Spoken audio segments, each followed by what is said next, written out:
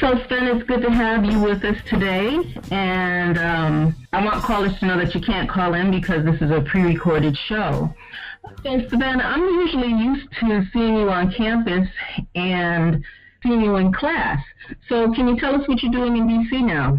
Well, first of all, thank you for having me. And yes, absolutely. Right now I'm working at the National Defense University in D.C. in understanding the politicization of the United States military in a response to the hybrid warfare that we are seeing, for example, the hacks and the cyber attacks in recent times, as well as the whole discussion about the elections. Okay, and many times when people think of the military, you think of brute force. Can you tell us how JCMI lends towards peace building? Absolutely. I think you bring up a great point in that the military is often perceived as an institution that is there for brute force. We call it the warrior phenomenon. While the reality is that the military does a multitude of tasks. They build schools, they assist in disaster relief and humanitarian missions, and now these days in cyber and digital domains. And JCMI contributes to the understanding of the military that is evidently not functioning well. If you're interested, or your listeners are interested, Corey Sharkey of Stanford and our contemporary Secretary of Defense, James Mattis, brought a book out in 2016 about the difference, the gap between the civil understanding of the military and the military reality. But coming back to your questions, the JCMI network tries to connect civil and academia and government and military to build relationships before disaster or conflict happens. That has the benefit that people learn about the military learns about the other actors. So if they arrive at a scene, be it post-conflict, be it a hurricane, as we've seen in the recent times, they're actually familiar with the language of NGOs, with the procedures of the government, and the other way around. And that I think is a huge benefit, even though it's just starting through the whole domain. Yeah, John Paul Lederach tells us that communication, narrative, and telling stories is very important in healing any kind of conflict. And I see what you're saying is, what I'm hearing you say is that JCMI goes in beforehand to build trusting relationships by communication, by creating a narrative that will support both the civilian and military community. Yes, I think you're spot on with that. However, like you said, Lederach speaks about the question of truth and honest communication, and we're doing just one part of it, because all we can do is, at the network, to connect the responders. But as Lederach said, we also need to listen and see the people that are affected, because they need the healing. As the military has its own stories, its own way of telling stories, so do NGOs. The humanitarian narrative is distinguishably different than the warrior narrative, than is the bureaucratic narrative. But all these need to function if they want to understand the conflict, the post-conflict. We can speak if there's a thing like post-conflict, but after an earthquake hit or after a war ebbs down, we need to be in sync. We need to trust each other to be able to understand what the people on the ground are feeling, thinking, what they came from, where they want to go. And in that, JCMI definitely ties into Lederach's idea of trust, identifying existing capabilities. Why do you believe that the JCMI was created? Well, the JCMI was created out of the need for better exchange of narratives, to pick up on your prompt, between the civil and military side, which usually runs under the civil relationship research or the CIMIC research, but never really has received much attention. And as soon as we started looking into that, it became evident that it's not only a question of the civilian side and the military side, but also the government having a huge role in this, and academia. And this quadrant of institutions need to communicate with each other, and in fostering communication and identifying key issues in the humanitarian and post-conflict field. JCMI definitely benefits the upcoming professionals like you and me, who are going through grad school or have worked for a few years in the field and are a little bit frustrated maybe with the dullness, with the slow progress that is happening in terms of cooperation. So what I'm hearing you say is that the JCMI, a main component of the JCMI is researching a better way than what the military, how the military used to. Well, I would maybe take a little bit of a different turn on that, because we are not striving to improve the military per se, because I think that is a task that, as you said, let's tie back to this, that must come from the institution itself. You can go to somebody and tell them you're doing this wrong when they have done this for much longer and do it more often than you do.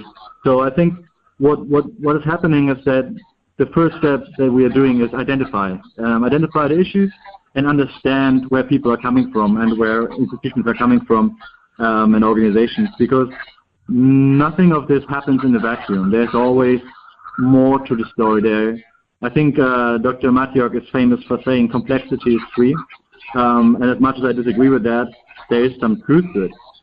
Being basically that you can always add more complexity because we tend to simplify problems, and if we don't do that, we receive better answers, and that is part of the JCMI process. We are not necessarily finding answers right now. We are not necessarily looking at a final goal being, okay, if we reach this, we stop the operation and just all go home.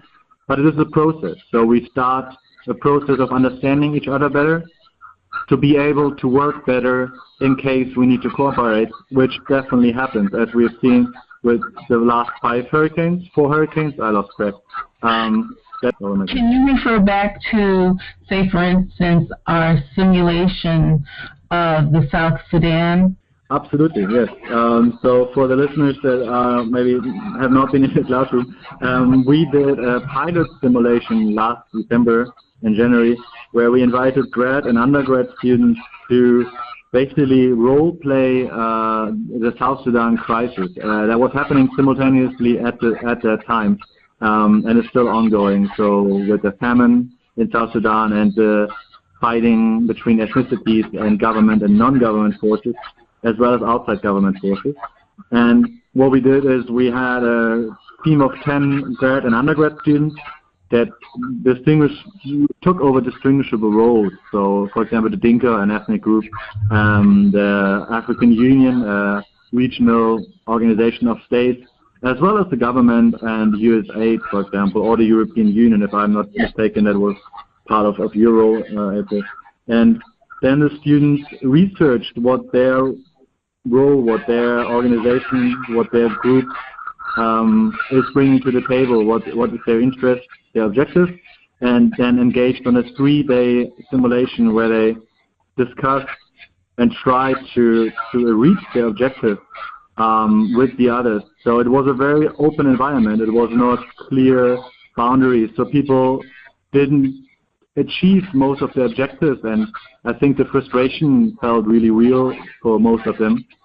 And we will do that again this summer, a little bit larger, a little bit longer, with soldiers from Fort Bragg and students from UNCG. And I'm looking forward to that, and we will see how that goes. Yeah, that simulation showed us how our whole purpose was to communicate with each of those groups, and it showed us how difficult it could be to come to a conclusion, which we came almost to a conclusion. However, it just spiraled. I could see it spiraling up, like you come to a conclusion of that particular phase of the process, and then once there's a conclusion there's always another one that can develop. What is a proxy war, and can you tell us how implementing the JCMI initiative can be challenging during a proxy war?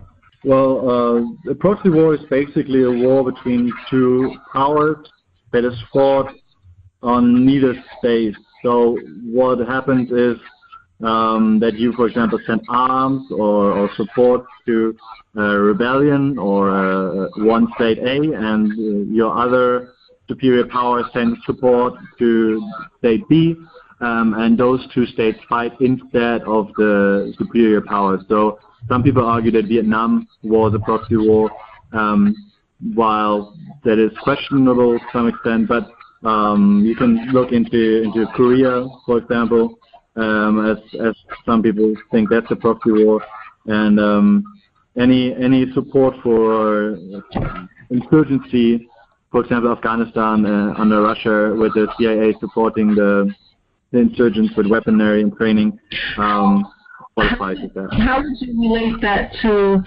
a proxy war with the South Sudan?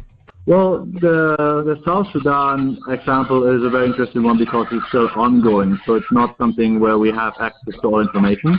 But from what we can tell by now, it appears that there are so many different interests that happen at the same time from different actors that are not necessarily directly involved in the conflict. So they don't have troops on the ground, they don't have their name on any vehicles or weaponry, but they support one of the sides. And that makes it an interesting and very relevant case, which shows how difficult it is to make clear-cut statements. And you can see it in Syria, for example, right now as well, with forces that are anti-Assad, anti-ISIL, pro-Turkish, pro-Kurdish, anti-Kurdish, and some of them are intermixed, some of them are clear-cut, but who is supporting whom? It is one of the big questions that ongoing conflict put in front of us.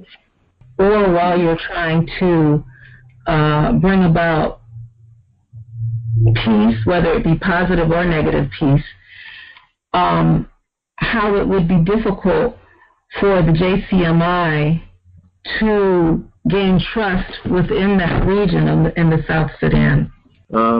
Yeah, I think the answer to that is twofold. Primarily, JCMI is not deploying, or it's not a body that is existing. It's a pure network, so it's a very modern construct. So some of our partners might be in the area and might work there, but we as a network never make it that far. We are not a deployable force that responds to any type of issue. However, what I think we can tie back to the question or the question we had earlier is that if you have built trust, then you already have a starting point. You have someone you trust on the ground, somebody you think that is with you and with the same ideas at least. Maybe not the same objectives, but comes from the same background to some extent. What's the difference between ideas as you and objectives as you? The difference between objectives and what? You said it's important to have somebody on the ground who ideas or objectives. What's the difference between the two? Well, for example, an idea informs how you want to reach an objective. So if your objective is to pacify a region, then that means very different things to you if you come from the Red Cross or if you're from the 82nd Airborne. And the idea behind it being one might take a more humanitarian approach, one a more kinetic approach. And you can observe that even in the military itself. If you tell a Marine to secure a building, you get a different outcome than if you tell it to an infantryman or to a sailor.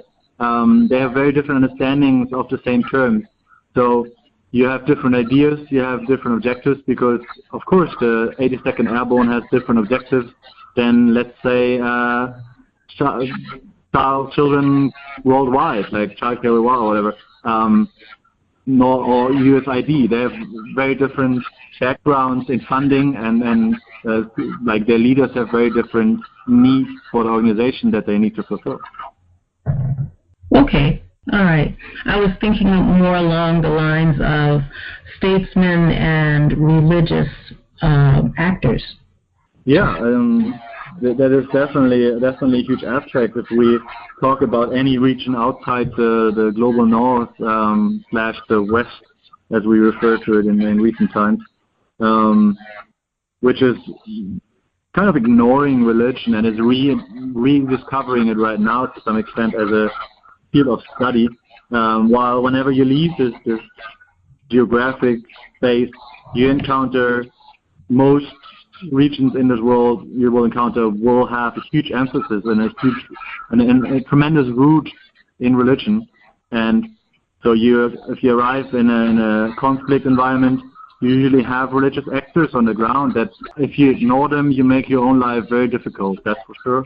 And people, particularly in the West, see usually religion as a engine of conflict, as a source of conflict, but tend to overlook the pacifying aspect of it, the positive aspect. As with everything, there's no black and white. It's not purely good or purely bad. It is a question who you're talking to, what you expect, and how you talk, I guess. So, based on our winter session, the class that you taught on the South Sudan and transitional security design, how would you implement it? Can you give our listeners an example based on our simulation of the diplomatic peace-building efforts in the South Sudan? How would you implement transitional security design? That is if I would have a really good answer to that, I think I would be very sought after. It is a very, very complex problem in the South Sudan. But coming back to your prompt of the simulation, what we have seen is that some actors were able to secure part of their objectives through identifying common needs. So if you are able to identify overlapping needs between you and somebody else on the ground, that is the first step to start transition. So, for example, if I represent the Catholic Relief Services and you represent a ethnic minority, there might be an overlap in our desire for saving human lives, or to provide shelter, or to provide certain services. So that would be a point where we could start talking. And from that vantage point, if we are agree to some extent on some aspects, we might be able to reel in somebody else, a third actor. So we can start a process that then can be described as a transition, and that can increase human security through nutrition, for example. Because security is not only the physical security of being not shot or not killed, not harmed, but also security against being starving or falling ill, or being internally displaced. So that has a lot of facets. We may have gone over this earlier, but I think this is so important. Why is it imperative that state actors and religious actors in peace building hold up to their end in negotiation and deliverables, especially as it relates to religious leaders? Yeah, I think you're touching up on a very contemporary, relevant point there. And as much as I would love to be able to say something extremely smart to that, I think I don't really have a good answer. All I can say is that the importance of trust is incredibly much higher in an environment that is already stressful, and thus the need to actually fulfill the promises you make as an institution or an actor can't be overstated. However, it is really difficult to promise something in these environments. If you have no infrastructure left because the tsunami wave wiped out everything, you might want to promise people that you will be there in 2 days, but you just might not be able to. And that particularly relates to religious leaders, because most of the time religious organizations are grassroots, so they are based in the communities. They are part of the community. They are part of the social structure. And those are the first station people usually refer to for help and guidance. So they have a huge amount of trust in their favor. But of course, the more you have, the more you can lose, which is the opposite for government sometimes. When people don't trust the government can actually benefit from catastrophes if they work properly. And I think we don't have to look far to see that. After the hurricanes, people who were impressed by the government efforts usually tended to see the government a little bit more favorable than before. While if you let people down, you betray the trust as a government as well, as religious leaders or as social organizations, you will have worse outcomes. People will see in a... Earlier in a conversation that we had, you spoke to the importance of who it is to trust on both the religious actor side, on the military side, as well as, can you explain that a little bit more? Absolutely. I think it ties beautifully into the greater topic of your podcast. If we follow Lederach in his argument that we usually need an elective approach, it is basically the understanding that wherever you go as an external or wherever you arrive, there is always some sort of infrastructure, of social infrastructure that's already existing. So if you can identify what is working, you have a starting point in identifying who you need to build a relationship with. And that must not necessarily be the person who is officially in charge or the institution that is officially in charge of that issue at that time. Maybe it is the Boy Scouts in that region, or maybe it is the little Catholic church at the corner that you need to speak to, because that is an actor in the field that knows what worked and what doesn't work and can point you in the right direction. So dismissing, for example, the whole government because you think the government is corrupt can actually do you harm if the local governor is a highly regarded and highly trusted man or woman, for that matter, that is very involved in the local efforts and can actually be of huge assistance. So disregarding or discarding whole institutions, whole groups based on your assumptions is something that is very dangerous for peacekeeping, and I think makes it even more complex, because now you need to learn more about the regions you go into. It's not a one-size-fits-all solution anymore. Okay, so this symposium coming up deals with religious actors and state actors. Can you answer that question, relaying it back to state actors and religious actors? Because you spoke of the senator and the Boy Scouts, but can you relate it back to those state actors and religious actors or community actors in the South Sudan? Well, I think you can take the example and apply it to South Sudan, for example. If you have, if you look at the conflict, there has been some accusation of humanitarian rights violations by the government troops. So you might be tempted to see them as a threat to whatever work you do. But you might be able to find a commander or a local lieutenant that is actually from the region or has an inherent interest to assist humanitarian efforts in the region. So if you are able to distinguish between the military as a large institution and the individual in that case, you might benefit from it. On the other hand, maybe the reports are not entirely true. Maybe, I mean, in that case we know it's true, but maybe you are in a region and people tell you all the different things about what this person and that person did, like the priest said this and the imam has done that, and you need to find out who you can trust, and that ties back into the question. And like I said, I'm not really able to give you a satisfactory answer. I think it's not something that easily answered because it is at the foundation, it is at the base of a lot of problems that we don't know who we can trust. My last question for you, Sven, is this. Ultimately, what is your personal hope for the JCMI and moving forward?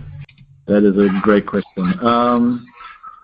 My personal hope is that JCMI will enable young professionals and people interested in the peace potential and the humanitarian field and the military to see beyond their own field and see the interconnectedness, the need for communication, and allow us to be better at what we do.